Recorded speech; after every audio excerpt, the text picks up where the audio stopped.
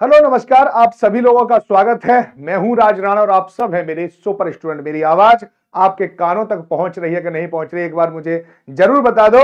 आज है संडे और संडे में मैं आपको करवाऊंगा थोड़ा सा कुछ अलग, जो अभी तक मैं आपको नहीं करवा रहा था, क्योंकि एग्जाम में एक एक नंबर बहुत ज्यादा महत्वपूर्ण है और उसी के क्रम में मैं आपको इकोनॉमिक्स भी करवाने जा रहा हूं कि कुछ प्रश्न आपके जो जनरल पेपर वाले हैं वो भी हो जाए और एसएसटी से रिलेटेड भी आप बहुत सारे प्रश्नों को वहां पर सॉर्ट आउट कर पाओगे।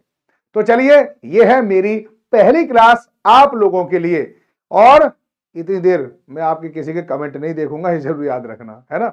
कमेंट नहीं देख पाऊंगा क्योंकि आप थोड़ा सा पढ़ाऊंगा और ज्यादा से ज्यादा घंटे, ये आधे घंटे की क्लास होगी, उसमें देखते हैं आप कितना समझते हो। और क्लास के बाद आप मुझे जरूर फीडबैक देके जाना कि सर क्लास कैसी लगी। चलें आगे चलें। चलिए, तो ये है इकोनॉमिक्स। जिस प्रकार से सामाजिक विज्ञान में बहुत सारे विषय पढ़ाए जाते हैं, जैसे पॉलिटी, जैसे ज्योग्राफी, जैसे आपकी हिस्ट्री, उसी प्रकार से इकोनॉमिक्स है। इकोनॉमिक्स को कहें तो स्टडी ऑफ मनी है, धन का विज्ञान।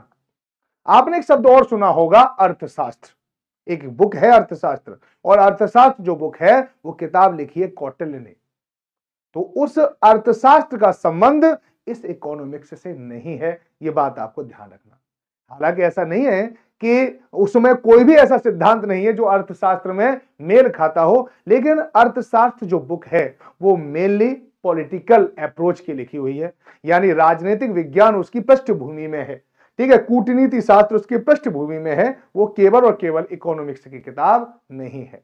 जब आप इकोनॉमिक्स को पढ़ना चाहते हैं तो कुछ नाम आपको जरूर पता होने चाहिए, जैसे एडम स्मिथ, जैसे आपको पता होना चाहिए, आप बहुत ज्यादा नाम सुनते होंगे कार्ल मार्क्स का, ठीक है, कीन्स का नाम आपने सुना होगा।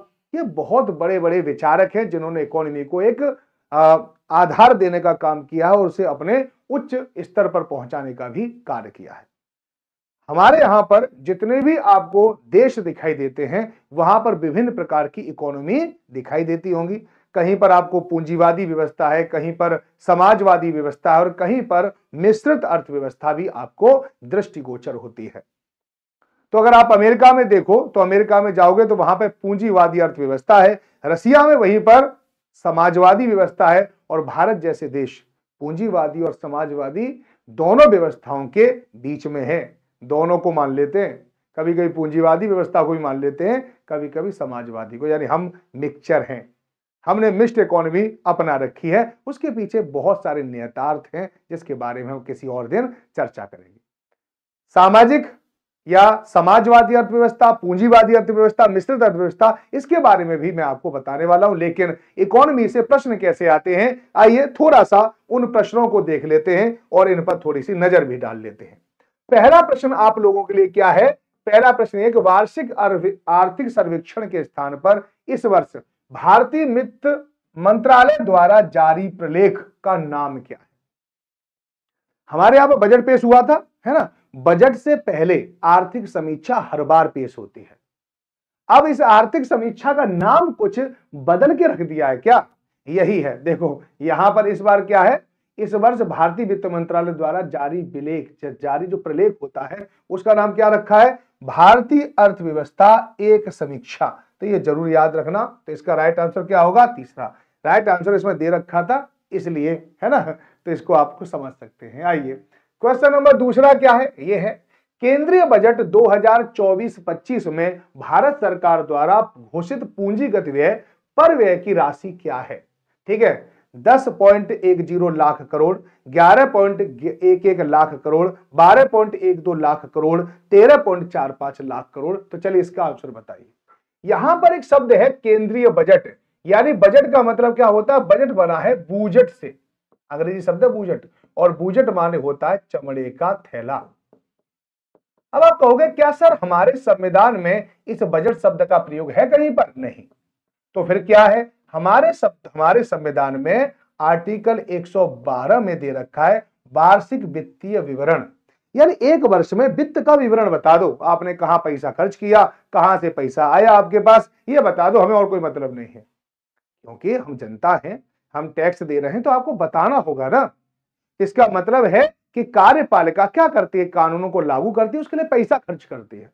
अब पैसा खर्च आपने सही जगह पे किए, खराब जगह पे किए, आपको बताना पड़ेगा ना, बताओगे ना, क्योंकि ये डेमोक्रेसी है ना।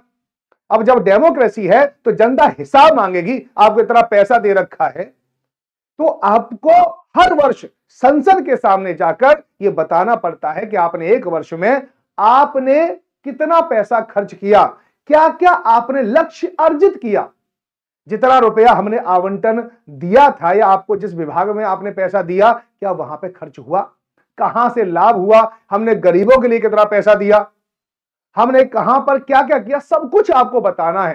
संसद में हमारे प्रतिनिधि बैठे, इसलिए वो सारी जानकारी हमें मिल जाएगी।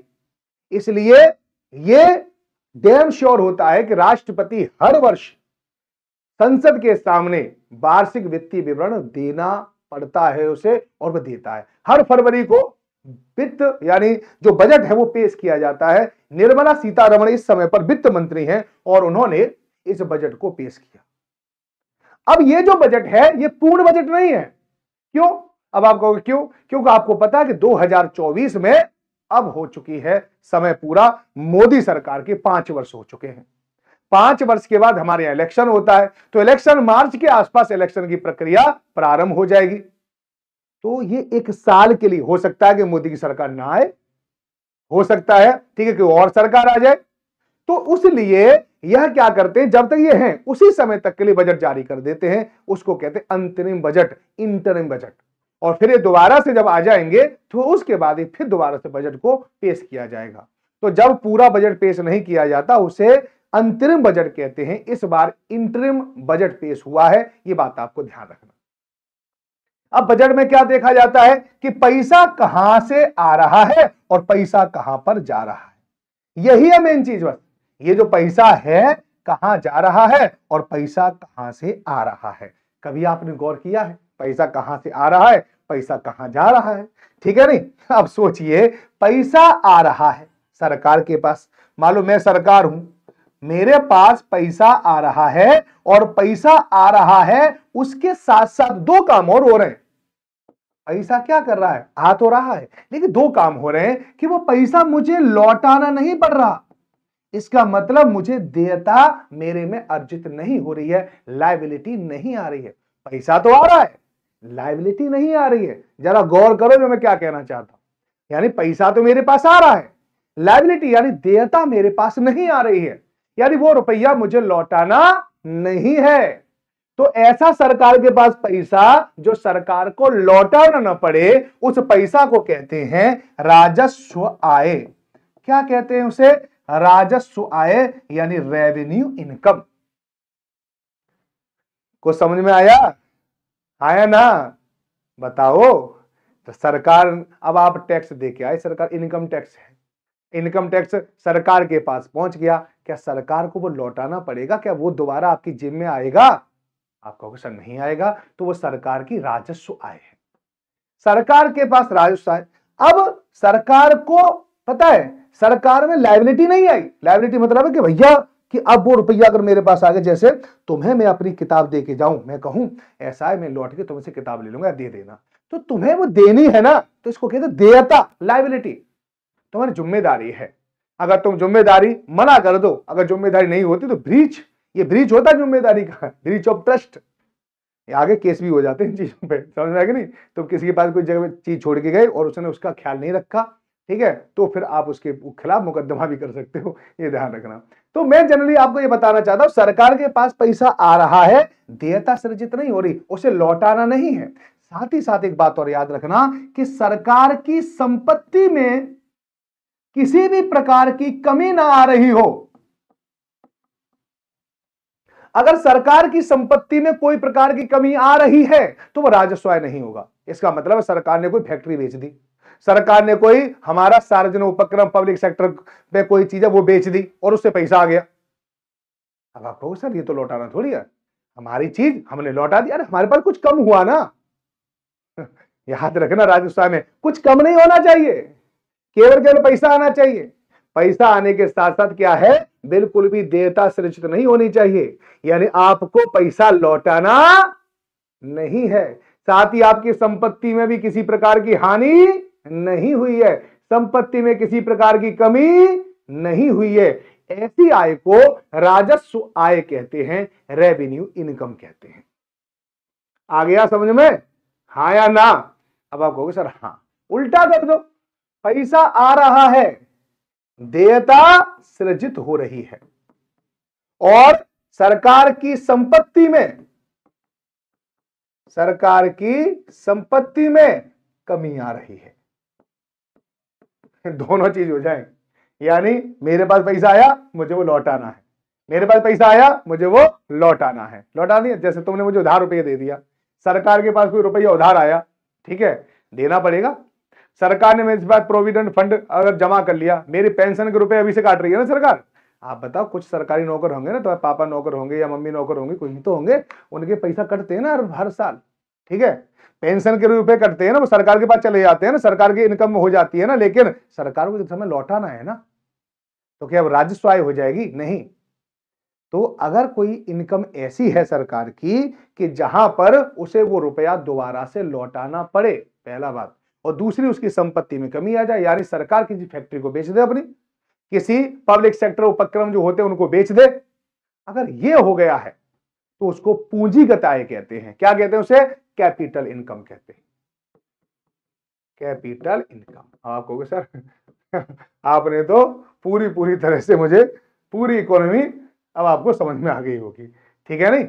आ गया। एक होता है रेवेन्यू इनकम। अब देखो, अब रुपया खर्च कर दो, उल्टा बस राजस्व आय को समझो राजस्व आय का मतलब है अब राजस्व व्यय समझो, ठीक है। अब सरकार ने पैसा, ठीक है, पैसा सरकार ने खर्च किए, खर्च को क्या कहते हैं? व्यय।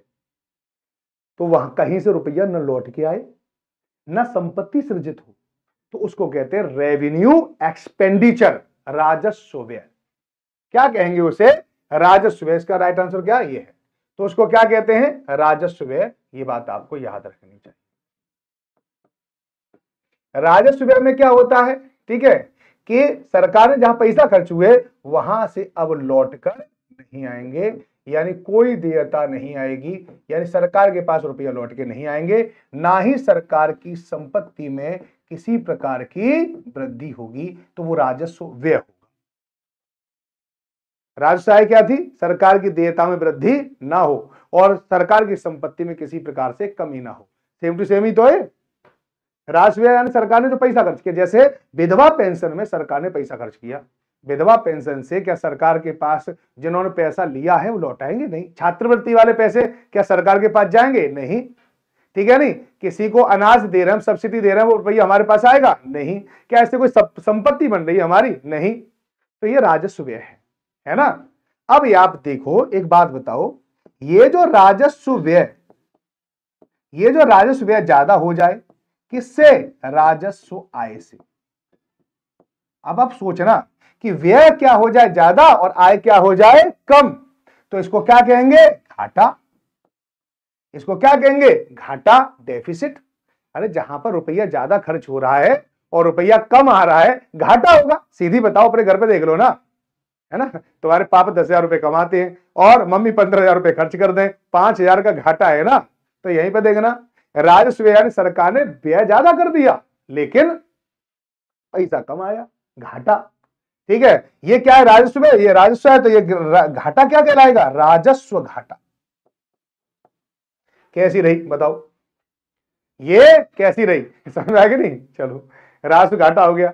अब यहां पर देखो, जो मैंने अभी आपको बताया था, ये बताया था पूंजीगत इनकम। पूंजीगत इनकम क्या होती है? देखो दोबारा समझो, ठीक है। कैपिटल इनकम, कैपिटल इनकम में क्या है कि यहां पर देयता सृजित नहीं, ठीक है, देयता सृजित होती है, ठीक है। देयता मतलब कि सरकार को पैसा लौटाना पड़ता है और सरकार की संपत्ति में क्या होता है, ठीक है, कमी आती है, तो कैपिटल इनकम है। व्यय क्या होगा? सोचो, पूंजीगत व्यय क्या होगा? सरकार ने किसी को पैसा दिया, वो पैसा लौट के आएगा, पहली बात, और दूसरा सरकार की संपत्ति में वृद्धि होगी। दोनों चीज लिख दो, कैपिटल एक्सपेंडिचर, पूंजीगत व्यय। पूंजीगत व्यय में क्या है? देयता, लायबिलिटी होगी और सरकार की संपत्ति में वृद्धि होगी, सीधी बात है। जहां सरकार ने पैसा खर्च किया, अब बताओ सरकार उधार दे दे किसी को, लौट के आएगा, पूंजीगत आय। सरकार कोई फैक्ट्री बना दे, पूंजीगत आय, तो पूंजीगत आय। इसमें भी ठीक वही है, अगर पूंजीगत व्यय ठीक है ज्यादा है और पूंजीगत जो आय है वो कम है, तो इससे क्या होगा, घाटा। इस घाटे को क्या कहेंगे, पूंजीगत घाटा। इसको क्या कहेंगे, कैपिटल डेफिसिट। तो यहां पे क्या पूछ रहा है, देखना यहां पे दे रहा है पूंजीगत व्यय, तो आप समझ रहे हैं कि पूंजीगत व्यय कितना है, 11.11 लाख किलो, ठीक है, लाख करोड़ रुपए इतना है। पूंजीगत व्यय हम ज्यादा करते हैं, ये बात आपको ध्यान रखना है ना। अब बताओ, अब हमारे पास इनकम जो हुई, इनकम हमारे पास जो इनकम हुई वो दो तरह से हुई ना, एक क्या हुई, राजस्व आय, और एक कौन सी हुई, पूंजीगत आय। हमारे पास व्यय यानी खर्चा जो हुआ वो कहां हुआ, राजस्व, ठीक है, और पूंजीगत, यही तो खर्चा हुआ।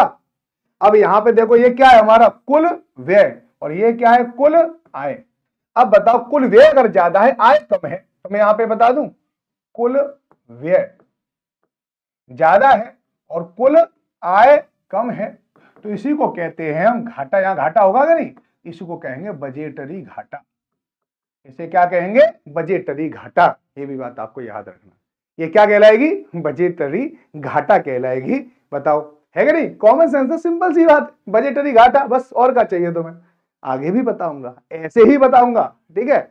आपको हर संडे इकोनॉमी से रूबरू करा दूंगा, तो आप कोई भी टेंशन हो रही है तो पूछ लेना मुझसे, है ना। अब आगे देखो, धन प्राप्त होता है। अब बताओ भारत सरकार को, या इस बजट में बताया गया है कि सबसे ज्यादा पैसा भारत सरकार को कहां से मिलता है, और ये मोस्ट इंपोर्टेंट टॉपिक है, यहां से प्रश्न जरूर आता है आपके एग्जाम में। आपके एग्जाम में यहां से जरूर प्रश्न आएगा, उसके लिए तैयार हो जाएं, ठीक है। सरकार को सबसे ज्यादा पैसा मिलता है उधार से, अन्य देनदारियों से 28%, इनकम टैक्स से 19%, जीएसटी से 18%। तो आप याद रखना, ये तो ऑप्शन में आता नहीं है, यही ऑप्शन में आते हैं। तो सबसे ज्यादा आयकर, उसके बाद क्या है, जीएसटी, उसके बाद निगम कर। सरकार को सबसे ज्यादा पैसा जो मिलता है वो इनकम टैक्स से मिलता है, ठीक है। और इनकम टैक्स कौन देता है, भारत के मात्र 7% लोग ही इनकम टैक्स देते हैं। तो सोचिए 7% लोग से सबसे ज्यादा पैसा आ रहा है सरकार के पास। कुछ समझ रहे हो ना, ये 7% लोग जिनको तुम सुबह से लेकर शाम तक गालियां देते हो, उनसे कितना पैसा आता है, ठीक है ना। समझ आएगा नहीं, इतना पैसा आता है।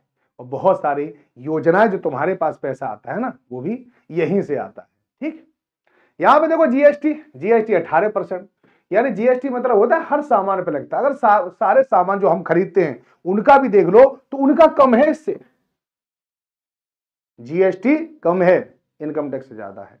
और ये निगम कर किसका है, जो कोऑपरेटिव घराने, बड़े बड़े घराने होते हैं कोऑपरेटिव, टाटा, अंबानी, इनकी कुल संपत्ति का जितना इनके पास निगम की संपत्ति होती है, ठीक है, इनकम होती है, उसका 40% आता है, 40। अगर 100 करोड़ रुपया है इनके निगम के पास या कॉर्पोरेशन के कोऑपरेटिव के पास इनकम है, तो 40 करोड़ तो सरकार के पास जाते। 10,000 करोड़ अगर ये कमा रहे हैं तो 40, तो 10,000 करोड़ में से आप 4,000 करोड़ लगा लो, वो सरकार के पास चले जाएंगे, इतना ज्यादा वो है, ठीक है नहीं। 10,000 करोड़ में से 10,000 में से 4,000 करोड़ सरकार के पास चले जाएंगे, ये सोच लीजिए इतना पैसा आता है, ठीक है। इसलिए जो कोई गाली दे रहा हो ना, पता है, अपने बच्चों को तैयार करो, उद्योगपति बनाओ, उद्योगपतियों को विलेन ना बनाओ। बहुत सारे हैं वो विलेन बनाते रहते हैं कि लेकिन उद्योग हमारे यहाँ पे बहुत सारे रोजगार दे रहे हैं। देखो सरकार के पास, सरकार, मैं सरकार का कोई ये नहीं कर रहा हूं, डिफेंड नहीं कर रहा हूं सरकार को, ये बात हमेशा ध्यान रखना, और मुझे इससे कोई फर्क भी नहीं पड़ता, ठीक है। मैं सिर्फ, क्यों कोई सरकार है मुझ पर कोई ज्यादा फर्क नहीं पड़ता, मुझे तो पढ़ाना है, आगे भी पढ़ाना पड़ेगा। सिर्फ मैं चाहता हूं जो हमारे देश की पूंजी है उन पर हमला न किया जाए, जितने भी लोग हैं, ठीक है। हम अपने बच्चों को उद्यमी बनाएं, ज्यादा से ज्यादा उद्यमी बनाएं, और बच्चा रिस्क लें, बेहतर रूप से कार्य करें और देश को आगे बढ़ाएं, जरूरी है, ठीक है नहीं। तो ये बात जरूरी है। आगे चलते हैं, चलिए इस पर बात नहीं करते यार। धन खर्च कहां होता है, सबसे ज्यादा ब्याज भुगतान पर, 20%। सरकार ने इतना पैसा ले रखा है, 20% तो ब्याज भुगतान में चला जाता है। सोचिए, करों और शुल्कों में राज्य का हिस्सा 20% है, केंद्रीय क्षेत्र की योजनाएं 16% है, केंद्र द्वारा प्रायोजित योजनाएं 8%, वित्त आयोग और 8% और अन्य में 27%। इतना धन खर्च होता है, याद रखना। अब आपने ये नहीं देखा बजटरी घाटों को पूरा करने के लिए सरकार को कभी आरबीआई से पैसा लेना पड़ता है, बाहर से पैसा लेना पड़ता है।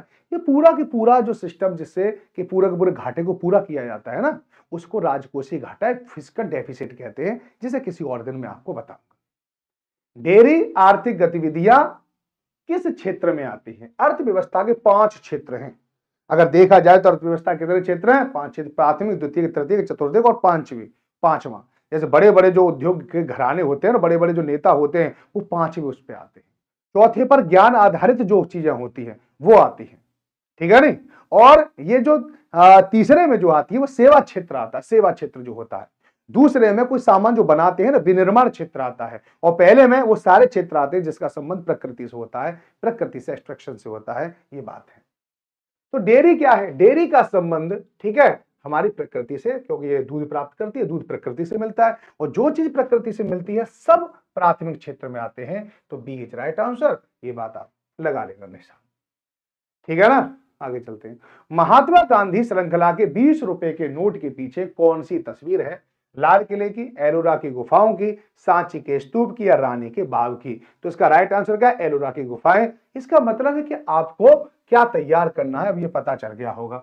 नोटों से भी प्रश्न आ जाते हैं, इसलिए भाई साहब सब अपनी जेब में नोट रखने से पहले उसको एक बार पलट के जरूर देख लें, ठीक है। जेब में नोट रखने से पहले पलट के जरूर देख लें, है ना।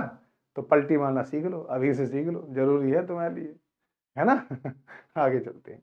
वस्तुओं के आयात और निर्यात पर लगाया गया कर किस रूप से जाना जाता है? यानी कोई भी वस्तु अगर भारत की सीमा में प्रवेश कर रही है, यहां पर भारत है और यहां पर कोई ऑब्जेक्ट है यानी वस्तु है और भारत की सीमा में आ रही है, तो सीमा में घुसते ही कौन सा टैक्स लगेगा? तो आप याद रखो, सीमा शुल्क या कस्टम ड्यूटी लगती है। ये बात आपको याद रखिए। कस्टम का माल है, कस्टम का माल है, कस्टम का माल है, जिसे कस्टम ड्यूटी को बचा लिया गया तो वो चीज सस्ती मिल जाएगी। तो कभी कभी ऐसा होता है, जैसे हमारे पोर्ट वगैरह होते हैं, वहां से सामान को ऐसी बिना टैक्स दिए ही इधर उधर कर दिया जाता है, उसको कस्टम का माल कहते हैं, ठीक है। जिसमें टैक्स लग के आया वो कस्टम का माल नहीं होता, वो तो कस्टम टैक्स दे चुका है।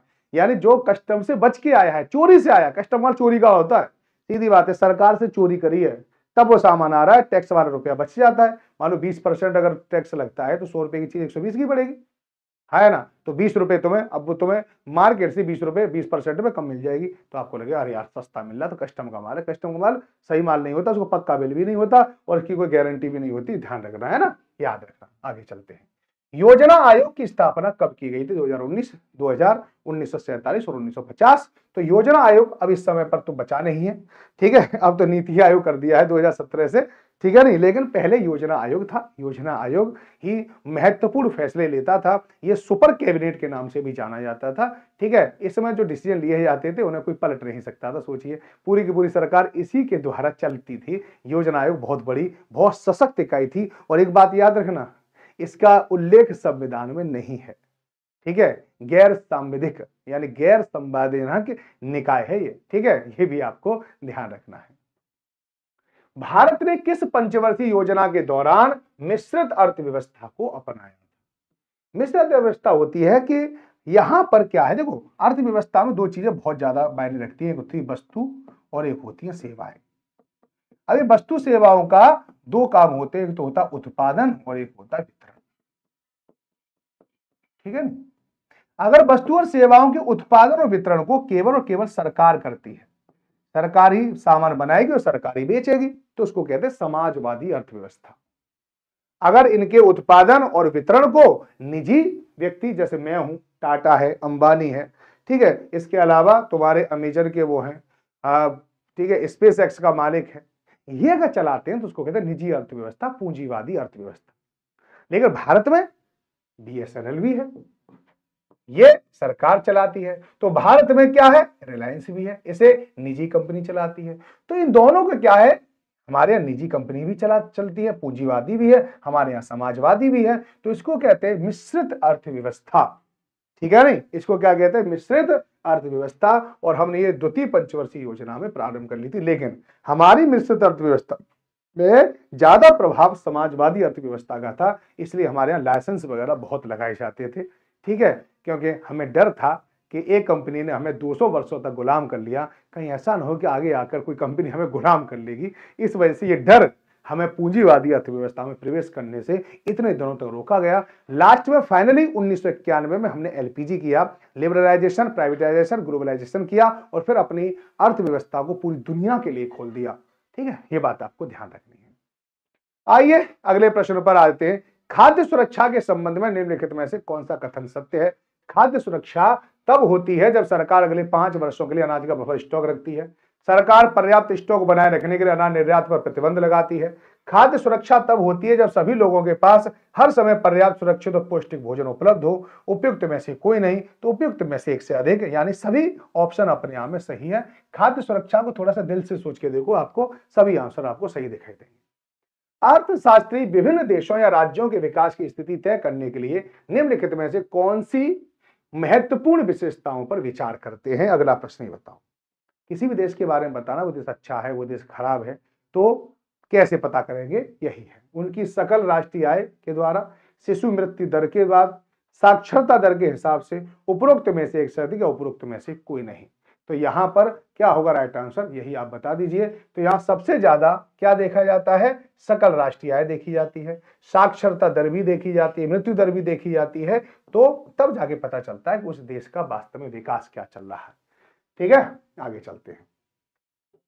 आगे चलेंगे तो यहां पर आपको अर्थशास्त्र की डेफिनेशन, अर्थशास्त्र सामाजिक विज्ञान की वह शाखा है जिसके अंतर्गत वस्तुओं और सेवाओं के उत्पादन, वितरण, विनिमय और उपभोग का अध्ययन किया जाता है। अर्थशास्त्र शब्द संस्कृत शब्द धन और शास्त्र की संधि से बना है, जिसका शाब्दिक अर्थ होता है धन का अध्ययन। अर्थशास्त्र शब्द की बुनियाद ही हर व्यक्ति के घर से जुड़ी हुई है। यह प्राचीन ग्रीक शब्द ओइकोनोमिया, ठीक है, यानी घर, ओइको माने क्या होता है? घर, और नोमोस माने क्या होते? कस्टम, यानी घर का कानून से उत्पन्न हुआ, जिसका अर्थ घर का नियम। अर्थशास्त्र का आधुनिक रूप हमें एडम स्मिथ के रूप में प्राप्त होता है। तो याद रखना कि आधुनिक जनक यानी इकोनॉमी के आधुनिक जनक कौन थे? ये एडम स्मिथ थे। इनका नाम आपको ध्यान रखना है। इनकी चर्चित किताब थी an inquiry into the nature and the cause of the wealth of nation. ये इंपॉर्टेंट है, कई बार प्रश्न आ चुका है, यह बात आपको ध्यान रखना चाहिए। अर्थशास्त्र को व्यवस्था के रूप में स्थापित किया, आगे चलकर अर्थशास्त्र को घर चलाने के लिए, देश चलाने तक के लिए एक व्यवहारिक विज्ञान के रूप में स्थापित किया। ये बात आपको ध्यान रखनी चाहिए। ठीक है नहीं? अर्थशास्त्र के दो प्रकार हैं, अगर आप देखना चाहें तो एक अर्थशास्त्र दो प्रकार से पढ़ा जाता है। एक पढ़ा जाता है मैक्रो लेवल पर, एक पढ़ा जाता है मैक्रो लेवल पर। अब माइक्रो लेवल क्या होता है कि जब एक व्यक्ति की बात होती है, व्यक्ति के विकास की, उसकी इनकम की बात होती है, तो उसको क्या कहते हैं? Micro economics. ठीक है नहीं? लेकिन जब पूरे देश की नेशनल इनकम की बात होती है, बेरोजगार की बात होती है, पूरे देश की गरीबी की बात होती है, तो उसको कहते हैं मैक्रो इकोनॉमिक्स। बस आज इतना ही पढ़ाऊंगा, है ना? और ऐसे ही टॉपिक अगर आप और पढ़ना चाहते हैं, इकोनॉमिक्स के बारे में कुछ थोड़ा सा और समझना चाहते हैं, तो मुझे कमेंट बॉक्स में जरूर बताएं। वहां पर आपको एक और वीडियो में आपको देता रहूंगा। क्लास कैसी लगी है जरूर बताएं कमेंट बॉक्स में। अगर अच्छी लगी है तो लाइक कर दो और साथ ही साथ अपने दोस्तों के पास इसे शेयर भी कर दो। धन्यवाद।